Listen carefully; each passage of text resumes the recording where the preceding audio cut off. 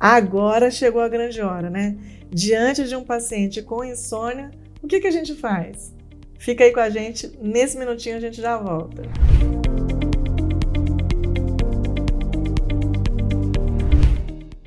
Então, chegou o momento da gente tratar um dano instalado, né? Finalmente a gente chegou à conclusão de que o paciente está insone, né?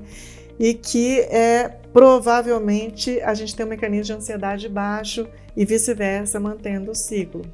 E aí o que a gente faz? Então, antes, o certo é a gente saber o que está acontecendo para que esse quadro clínico de insônia aconteça, né?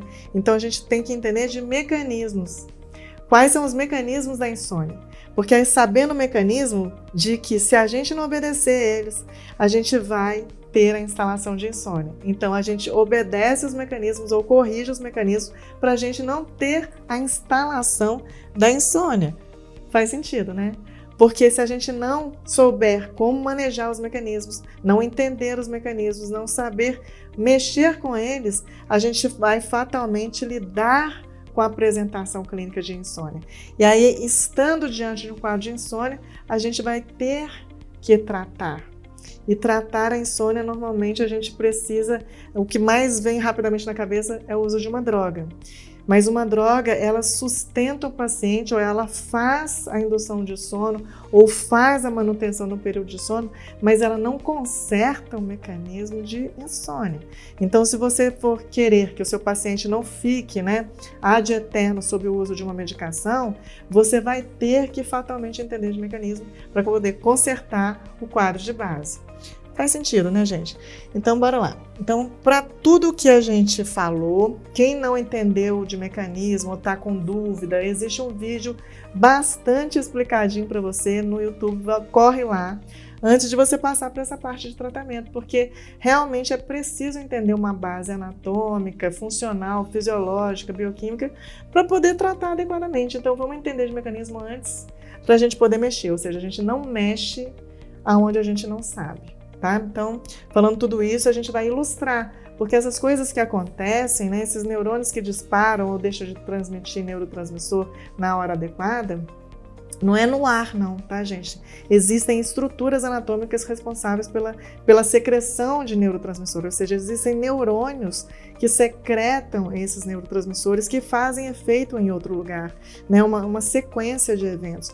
Então, existe um lugar, existe uma anatomia onde se concentram esses neurônios e que tem um nome para cada isso. Então, a falta de conversa adequada entre essas várias áreas vai levar a uma apresentação de insônia. Então fica com a gente que a gente vai mostrar uma imagem para ilustrar tudo que a gente está fazendo. Então, gente, tudo que a gente falou tem uma base anatômica, tem um lugar, tá? Acontece em algum lugar. Então, olha que maravilha esse cérebro, né, gente? É o nosso cérebrozinho querido e amado, tá? Então, essa estrutura aqui, esse verdinho, é o hipotálamo, tá? Olha o hipotálamo. Ele é um centro extremamente importante, hipotálamo anterior, hipotálamo lateral, na cinética, no mecanismo de sono, tá? E você vê que o sombreado atrás, esse sombreado aqui do lado, é o sistema límbico, Olha aqui que lindo, maravilhoso, Todo o giro do símbolo aqui, terminando nessa estrutura lilazinha aqui, que é o hipocampo, tá? O hipocampo, que é um grande centro de armazenagem, é a nossa HD, tá? A nossa HD é esse daqui. Esse hipocampo lindo, maravilhoso, onde a gente armazena todas as nossas memórias desde que a gente era bebê. Nesse aqui, ó, hipocampo. E ele, olha como a relação dele com a amígdala, ele freia a amígdala, que é uma resposta desesperada, de medo, de agressão, de luta ou fuga. Ele freia ela, fala, calma, a gente já viu isso tantas vezes, Então, esse interrelacionamento do sistema límbico com o hipocampo, o hipotálamo, com a hipófise, que é essa glândula aqui, ó, com a formação reticular, tá? Que ela que acorda, ela faz parte do sistema ativador ascendente do cérebro, que acorda o cérebro. E lá pertinho, dentro do hipotálamo, no hipotálamo lateral, a gente tem o núcleo supraquiasmático. Então, assim, são estruturas muito próximas, com fibras de ida e vinda de neurônios, então elas existem. Então é esse povo aqui, ó, hipotálamo, a pineal e a formação reticular, que normalmente eles têm que conversar entre si, sabe? Esse povo aqui tem que conversar, e se eles mandam mensagem erradas um para o outro, a gente vai ter problema na nossa qualidade de sono, nossa arquitetura do sono, bem como no manejo da nossa ansiedade. Então tá tudo muito ligado, o sistema límbico tá todo aqui, ó. Então todo esse sombreado, né, pegando a amígdala, e ela tá ligada ao hipocampo, ao hipotálamo, hipófise, etc. Então essa base anatômica é muito bonita da gente conhecer, para a gente saber com o que a gente está mexendo. Olha aqui a glândulazinha linda, né? Esse é o nosso tronco encefálico, ó. Esse é o nosso centro da vida. Atrás a gente tem o cerebelo. Aqui a gente tem os corpos túbulo-mamilares, olha que interessante. Esse povo aqui, ó, esses túbulos mamilares secretam histamina. Histamina é uma das coisas que dão alergia, né? Lógico, a gente toma anti-histamínico, mas é uma das coisas também que fazem parte, são neurônios que fazem parte da formação reticular, que acende o cérebro, que acorda. A orexina também. Então existe uma anatomia por detrás, a gente precisa saber esses mecanismos para não ficar ignorando toda essa ciência que tem por trás. Ok? Vamos dar uma continuidade. Então, depois daquela mágica demonstração, né, naquela imagem belíssima, a gente volta então para o nosso tratamento da insônia, ou seja, a gente já está atrás do prejuízo, porque a gente está tendo que tratar. Qual que é o primeiro tratamento? O primeiro tratamento é promover um ambiente de escuridão. Olha que simples, né, gente? Porque a gente está entendendo de mecanismo. Então, a gente sabe o peso que tem um ambiente escuro para que haja o pontapé inicial, né, na instituição, na instalação, na indução do sono, ou seja, eu preciso que a melatonina seja secretada pela glândula pineal, para que na sequência eu tenha GABA secretado pelo VLPO, o ventro lateral pré-óptico, esse núcleo aqui no hipotálamo lateral. Então, é esse que a gente tem que fazer. A gente tem que fazer um esforço para que a gente instrua o paciente a manter um ambiente de escuridão, sem estímulo, para que a gente ache, né, tenha uma secreção de melatonina adequada para a gente ter, na sequência, uma formação de GABA. Pronto. Agora, se não deu, né, ou seja, o paciente ele trabalha em turnos adversos, né, ele faz parte de uma equipe de companhia aérea que tem vários jet lags, multa de vários fusos horários, ou seja, ele tem uma mudança muito acentuada da arquitetura do sono várias vezes por semana devido à profissão. Então a gente pode fazer o quê? A gente pode fazer com que a gente aumente a melatonina. Tá? Se não deu pelo mecanismo natural de promover um ambiente propício para isso, a gente pode suplementar a melatonina. Quando a gente fala suplementar, não é só dar a molécula em si já pronta, não. A gente pode favorecer as vias, dar a matéria-prima para o neurônio que sintetiza a melatonina, né? No pinealócito, ou seja, na célula da pineal, da hipófise, sintetizar a melatonina. A gente pode fazer isso. A gente pode dar a matéria-prima para ele fazer. Não precisa só suplementar a melatonina, podemos também. Mas, se a gente ainda não quiser, a gente inventou uma solução que é uma droga que simula a melatonina, né? Ou seja, ela vai fazer com que o sistema ache que está diante de uma melatonina. Então, a gente inventou o Halmetheon. Agora vamos falar de GABA, consertando o segundo mecanismo que, se tivesse, né, instituído o primeiro, já não precisava. A gente precisa de GABA. Então a gente pode tanto suplementar a molécula pronta, quanto suplementar a matéria-prima para o neurônio GABAérgico fazer o GABA. Olha que interessante. Agora, se não deu, aí a gente vai ter que dar droga, né? Então as drogas são essas, os barbitúricos, que quase a gente não usa por causa do efeito colateral muito duradouro, né? Ele aumenta a duração da abertura dos canais de cloro, não dá. Então assim, é usado só quando o paciente está em convulsão subentrante, né? Para controle desse tipo de situação, disparo espontâneo de neurônio ou anestesia, etc. Mas para tratamento de insônia não vale a pena, né, ter um risco desse. A gente tem também os inibidores seletivos de recaptação de serotonina, que estão esses protótipos aqui, ó, sertralina, escitalopram. A paroxetina a gente nem usa mais, né, praticamente. A gente tem as drogas alvo, de que elas simulam realmente esse neurotransmissor GABA. Todas elas vão ter que encaixar no receptor. Não tem jeito de você simular uma ação do GABA se você não encaixou no receptor dele. Então, o neurônio que vai fazer o efeito de relaxamento, ele tem um encaixe. E qualquer coisa que encaixe nesse neurônio, o neurônio vai achar que é GABA, né? Então vai relaxar. Então, tanto faz se for um barbitúrico que a gente não usa, tanto faz se for um inibidor seletivo de recaptação de serotonina, não interessa. Tanto faz se for um benzodiazepínico. O que é isso? É a droga que a gente mais conhece. Lexotan, alprazolam, lorazepam, temazepam, flunitrazepam. Os ANS são os benzodiazepínicos. Onde eles grudam? No receptor do GABA. O que eles fazem? Simulam um GABA. É um GABA industrializado. E tem as Z-drugs, que são as drogas Zs, que elas também ligam no receptor de GABA. Não tem jeito de inventar outro lugar de ligação, entendeu? Ele tem que encaixar no mesmo receptor. Então, o receptor do GABA, ele tem vários locais de encaixe. Então, às vezes, a gente explora vários locais de encaixe. Mas uma camomila também encaixa no receptor do GABA, entendeu? Uma passiflora também encaixa, uma valeriana também encaixa. E essas drogas todas elas têm que encaixar nesse receptor, porque se não encaixar, não faz o efeito, entendeu? Então, toda hora a gente explora um local de encaixe para enganar o neurônio, para ele achar que é GABA, e aí ele descansa o sistema, tá? Então, tanto faz a estratégia. A gente vai ter que aumentar o GABA e aumentar a melatonina.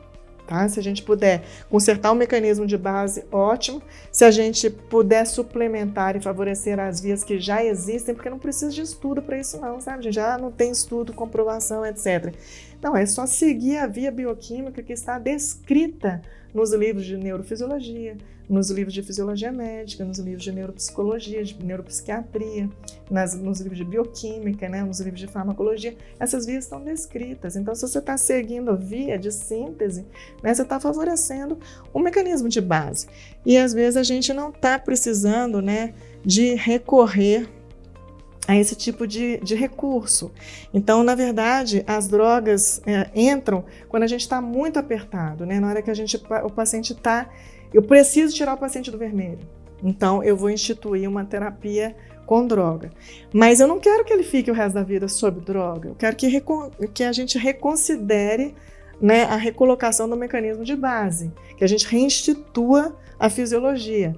E a partir do momento que eu restituir a fisiologia, eu não preciso mais da droga. Então, assim, eu tenho que conhecer para poder socorrer na hora da necessidade, mas promover o reajuste para poder tirar aquela muleta, aquele apoio, tá?